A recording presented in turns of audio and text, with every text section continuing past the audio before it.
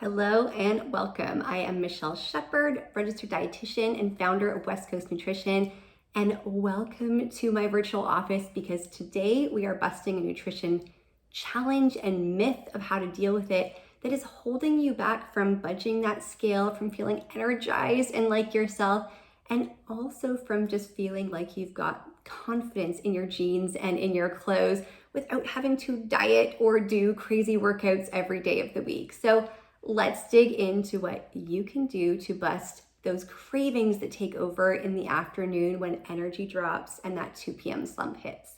Now, you know that time.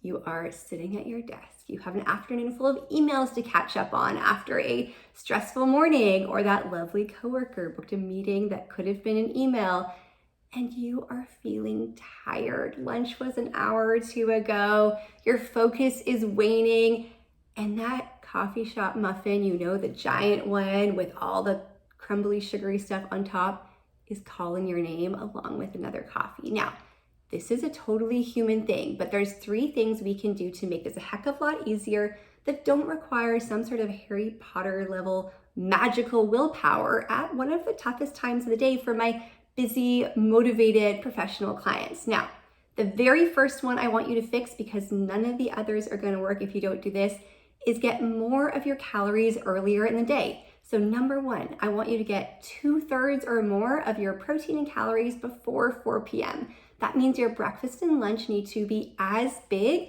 if not a little bit bigger than dinner. You are most metabolically active mentally and physically and emotionally during the day. So it doesn't make sense that we are backloading all of the nutrients our brain and body needs. It's one of the reasons that hunger creeps up and impulse control creeps down by that time that slump hits. So make sure you are getting a bigger breakfast and not just walking out the door with a latte and a dream that it's gonna feel okay.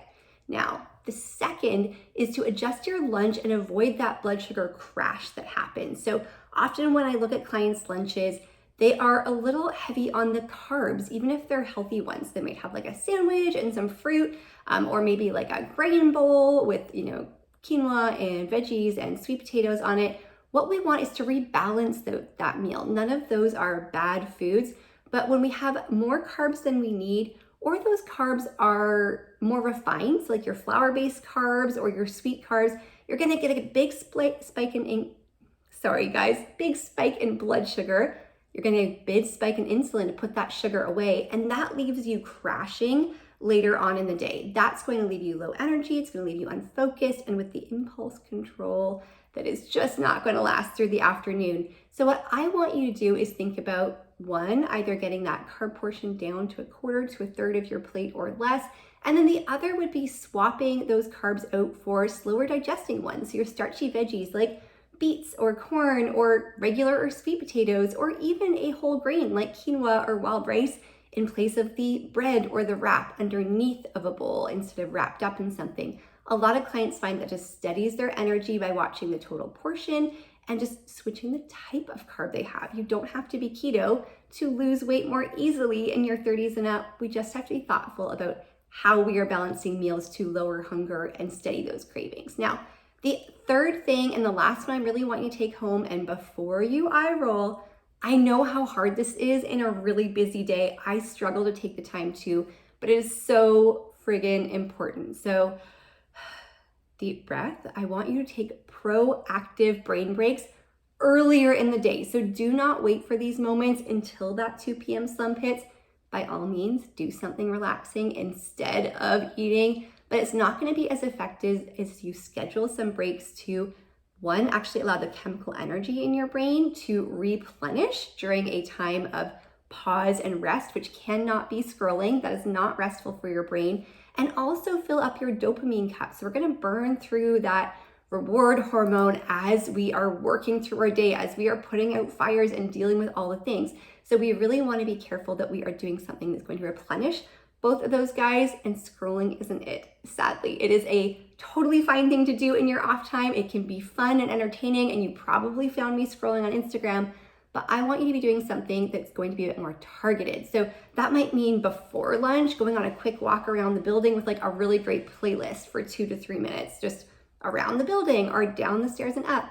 There's a few like 1 to 3 minute meditations on the Calm app that are so bite-sized, they're so practical. I don't have to be like totally zen. I can be doing them while I'm sitting on the grass with the dog or a quick break between clients. They are perfect to get me back in my body.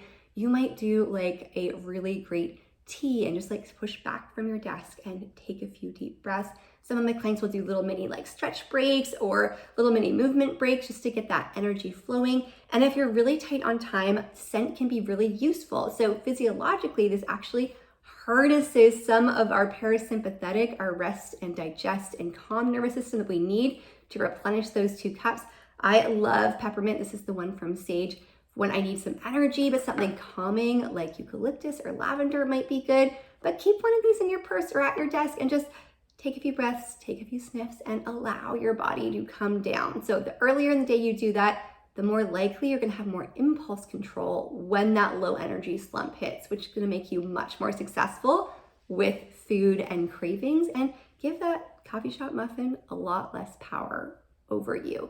Now, these things are more impactful than they sound. They're simple swaps, but that is all you need. You don't need to be doing crazy diets or have the willpower of an absolute saint in order to be successful.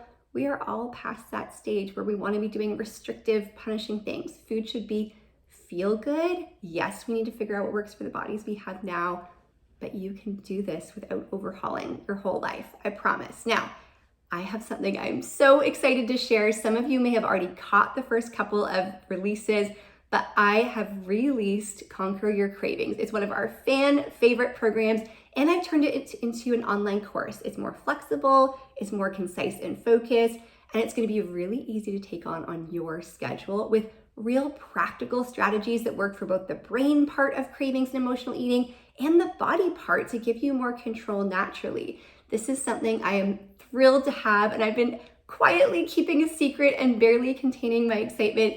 So if you are on my email list, I'll include the link to the page where you can see all the details about what it's about below. If you're on YouTube, I'll include it in the description. And do check it out ASAP because I have some spectacular bonuses, if I do say so myself, but only if you register before September 1st.